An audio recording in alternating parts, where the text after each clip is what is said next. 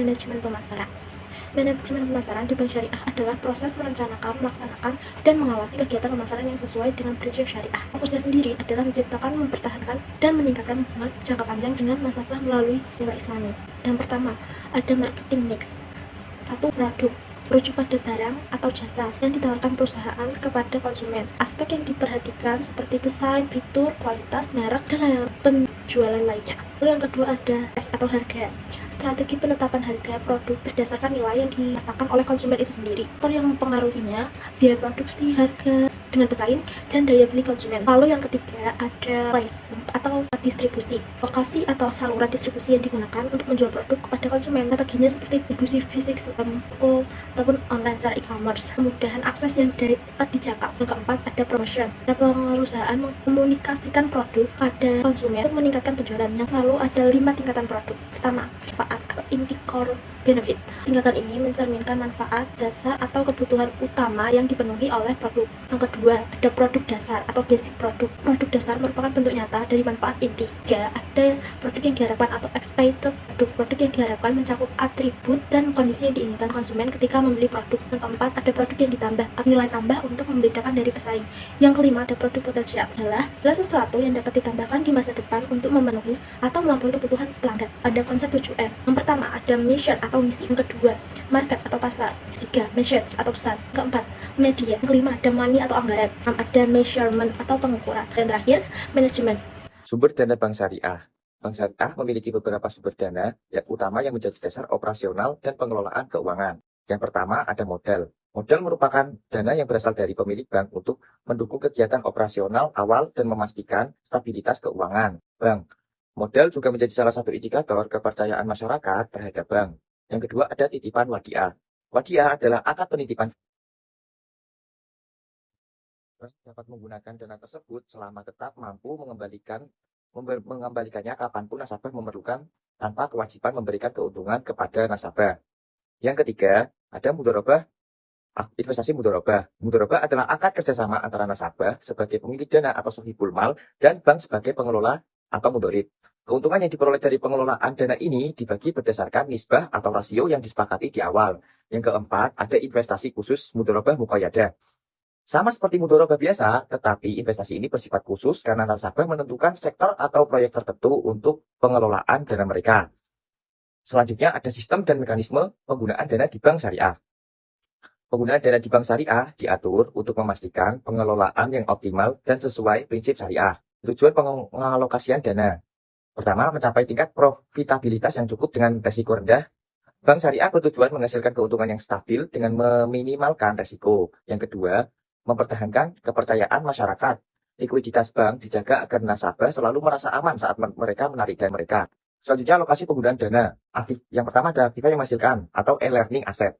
Aset yang menghasilkan pendapatan bagi bank seperti pembiayaan mudharabah atau ijaroh. Yang kedua ada aktiva yang tidak menghasilkan atau non-earning asset. Aset yang tidak langsung menghasilkan pendapatan. Misalnya peralatan kantor atau gedung. Terus selanjutnya ada pembagian keuntungan. Bank syariah menggunakan dua metode dalam pembagian keuntungan. Yang pertama ada revenue sharing. Pembagian dilakukan berdasarkan total pendapatan sebelum dikurangi. Yang kedua ada profit and loss sharing. Pembagian dilakukan setelah seluruh biaya dikurangkan dari pendapatan. Contoh, seorang nasabah berinvestasi di bank dengan modal Rp 100 juta. Jika pendapatan proyek mencapai 20 juta dan menggunakan metode revenue sharing, keuntungan dibagi langsung sesuai nisbah. Misalnya 60% untuk nasabah dan 40% untuk bank. Sedangkan dengan profit and loss sharing, mendapatkan 20 juta dikurangi biaya Rp 55 juta. Sehingga yang dibagi adalah 15 juta. Selanjutnya ada penggunaan dana dengan pool of fund approach. Metode ini menggabungkan dana dari berbagai sumber ke dalam orang dana yang kemudian dialokasikan ke berbagai sektor investasi. Mekanisme yang pertama, bank mengumpulkan dana dari berbagai akad seperti mudharabah dan wadiah. Dana yang terkumpul dialokasikan ke berbagai proyek. Keuntungan dari proyek tersebut dibagi sesuai akad kepada nasabah. Terus yang selanjutnya ada primary reverse, secondary reverse, financing cost, dan fixed asset. Yang pertama, primary reverse. Dana cadangan utama yang disimpan dalam bentuk sangat liquid untuk memenuhi kebutuhan mendesak. Yang kedua ada secondary reverse, cadangan tambahan dalam bentuk instrumen keuangan seperti SPIS untuk menjaga likuiditas. Yang ketiga ada financing cost, pembiayaan tanpa imbal, hasil yang bertujuan untuk membantu nasabah dalam kondisi mendesak. Yang keempat ada fixed asset, aset tetap milik bank yang digunakan untuk mendukung operasional. Manajemen permodalan bank syariah. Pengertian modal bank. Modal bank adalah dana yang diinvestasikan oleh pemilik untuk membiayai kegiatan usaha bank serta memenuhi regulasi otoritas moneter. Modal juga mewakili kepentingan pemilik dalam perusahaan. Fungsi modal bank. Yang pertama, melindungi deposan dari kerugian dan risiko perbankan seperti insolvensi dan likuidasi, meningkatkan kepercayaan masyarakat terhadap kemampuan bank, membiayai aktiva tetap seperti gedung dan peralatan, memenuhi regulasi permodalan yang sehat, kelima, menopang risiko, dan keenam, menjadi dasar penetapan batas maksimum pemberian pembiayaan dan pengukuran profitabilitas.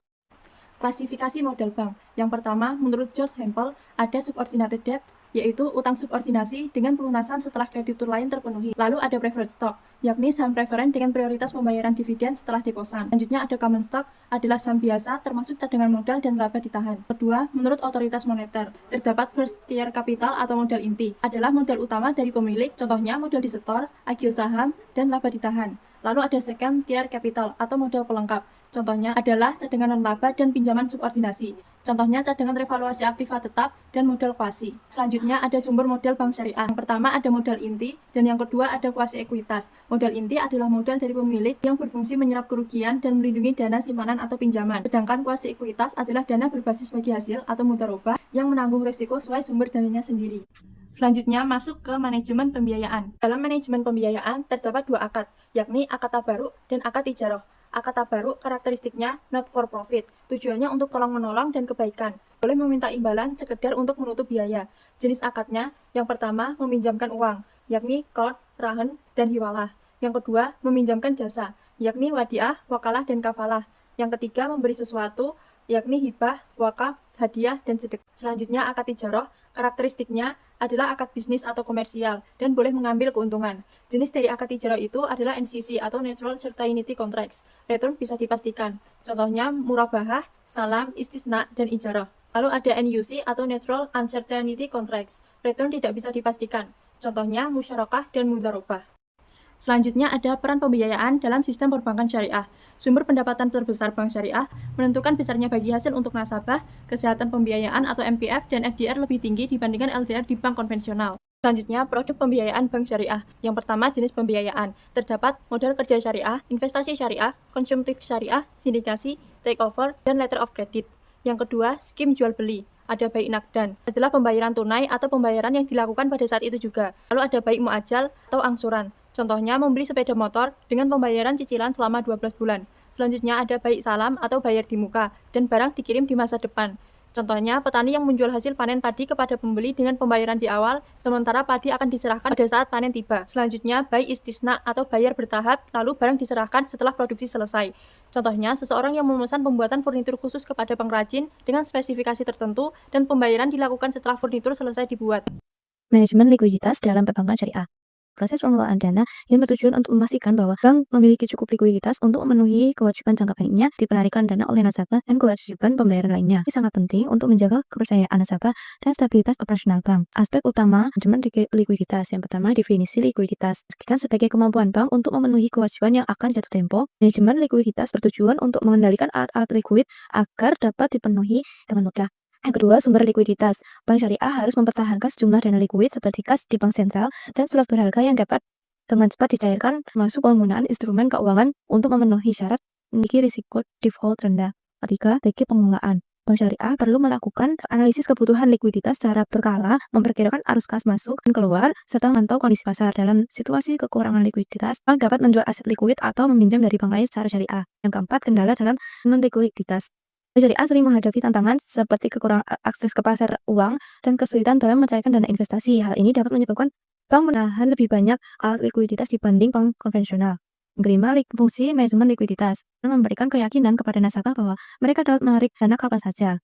Meliputi pengelolaan risiko likuiditas dan pemenuhan kewajiban jangka pendek sesuai dengan kebijakan moneter yang ditetapkan oleh otoritas terkait. Bunga dan bagi hasil margin. Dalam perbankan syariah, bunga bagi hasil adalah dua konsep yang sangat berbeda, mencerminkan prinsip dasar operasional bank syariah yang sesuai dengan hukum Islam. Bunga dalam perbankan konvensional. Definisi, bunga adalah biaya yang dibayarkan oleh peminjam kepada pemberi pinjaman sebagai imbalan atas penggunaan dana. Dalam sistem perbankan konvensional, bunga ditetapkan pada saat akad dan bersifat tetap atau variabel. Karakteristiknya, pertama tetap. Besaran bunga tidak tergantung pada kinerja usaha pinjam. Yang kedua, berdasarkan modal. Dihitung berdasarkan jumlah uang yang dipinjam. Yang ketiga yaitu resiko, pembayaran bunga harus dilakukan terlepas dari apakah proyek yang dibiayai menguntungkan atau merugi. Selanjutnya yaitu hukum. Dalam Islam, praktik bunga dianggap haram atau riba karena mengandung unsur eksploitasi dan ketidakadilan. Bagi hasil dalam perbankan syariah adalah sistem pembagian keuntungan antara bank syariah dan nasabah berdasarkan kesepakatan yang telah ditentukan dalam akad. Ini menggantikan konsep bunga dalam perbankan syariah. Karakteristik berdasarkan kinerja, besaran bagi hasil tergantung pada keuntungan yang dihasilkan dari proyek atau usaha nasabah. Rasio nisbah. Proporsi bagi hasil ditentukan di awal dan dapat bervariasi tergantung pada kesepakatan antara bank dan nasabah. Risiko bersama. Jika proyek mengalami kerugian, baik bank maupun nasabah akan menanggung risiko tersebut sesuai dengan kesepakatan. Selanjutnya, akad syariah. Syariah menggunakan berbagai jenis akad seperti murabahah, al-jual beli, musyarakah kemitraan, dan mudharabah bagi hasil untuk menyalurkan pembiayaannya. Selanjutnya, manajemen risiko dalam perbankan syariah. Manajemen risiko adalah proses sistematis untuk mengidentifikasi, menganalisis, dan merespon risiko yang dapat mempengaruhi pencapaian tujuan suatu organisasi. Tujuan manajemen risiko bank syariah. Yang pertama, menyetujui kepatuhan terhadap prinsip syariah. Yang kedua, mengelola risiko keuangan. Yang ketiga, meningkatkan stabilitas sistem keuangan. Yang keempat, melindungi aset bank. Yang kelima, meningkatkan kinerja operasional. Yang keenam, membangun kepercayaan nasabah. Risiko dalam perbankan syariah. Yang pertama, risiko pembiayaan. Yang kedua, risiko pasar. Yang ketiga, risiko likuiditas. Yang keempat, risiko operasional. Yang kelima, risiko hukum. Yang keenam, risiko reputasi. Yang ketujuh, risiko strategis. Yang kedelapan, risiko kepatuhan. Yang kesembilan, risiko imbal hasil. Yang kesepuluh, risiko investasi. Tahap manajemen risiko bank syariah. Yang pertama, identitas risiko. Bank syariah harus mengenali berbagai jenis risiko yang mungkin dihadapi, termasuk risiko kredit, risiko pasar, risiko operasional, dan risiko likuiditas. Yang kedua, pengukuran risiko. Pengukuran menggunakan metode kuantitatif dan kualitatif untuk menilai potensi dampak dari setiap jenis risiko yang telah diidentifikasi. Yang ketiga, penilaian risiko. Bank melakukan analisis lebih mendalam untuk menentukan seberapa besar dampak dari masing-masing risiko jika terjadi. Yang keempat, pengendalian risiko. Bank syariah perlu merancang strategi untuk mengendalikan risiko yang telah diidentifikasi dan dinilai. Yang kelima, pemantauan dan pelaporan risiko. Pemantauan ini penting untuk memastikan bahwa strategi pengendalian yang diterapkan efektif dan bahwa bank tetap mematuhi prinsip-prinsip syariah. Tadi kasus musyarakah. Pertanyaannya, Bapak Latif, seorang pengusaha grosir bermaksud untuk menambah modal usahanya. Saat ini aset yang beliau miliki sebesar 100 juta. Untuk memperbesar usaha toko, beliau ingin menambah modal sebesar 150 juta dengan mengajukan pembiayaan ke bank syariah dengan tenor 3 tahun atau 36 bulan. Bank memproyeksikan pendapatan usaha per bulan sebesar 32 juta dengan rate 25% PA. Berapa nisbah modal bank nasabah, target bagi hasil bank per bulan, nisbah bagi hasil angsuran pokok penjual per bulan dan angsuran per bulan. Dapat kita lihat di sini tabelnya. Yang pertama ada kebutuhan modal 250 juta, lalu ada B plafon 150 juta, lalu ada yang ketiga porsi nasabah 100 juta, yang keempat ada nisbah modal bank dikurangi nasabah sama dengan 0,6 dikurangi 0,4.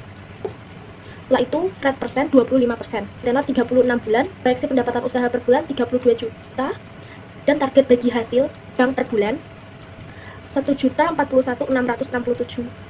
Nisbah bagi hasil 0,033 dan angsuran pokok per bulan 4.166.667.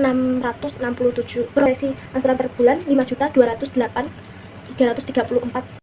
Selanjutnya, Ibu Windy dan Ibu Ana memutuskan untuk berinvestasi dalam proyek usaha pembukaan toko kosmetik dengan jumlah kebutuhan modal sebesar 100 miliar. Ibu Windy berinvestasi sebesar 300 juta dan Bu Nana sebesar 400 juta. Untuk menutup kekurangan modal mereka, mengajukan pembiayaan ke Bank Syariah sebesar 300 juta dengan tenor 4 tahun atau 42 bulan. Memproyeksi pendapatan usaha per bulan sebesar 150 juta dengan rate 15%.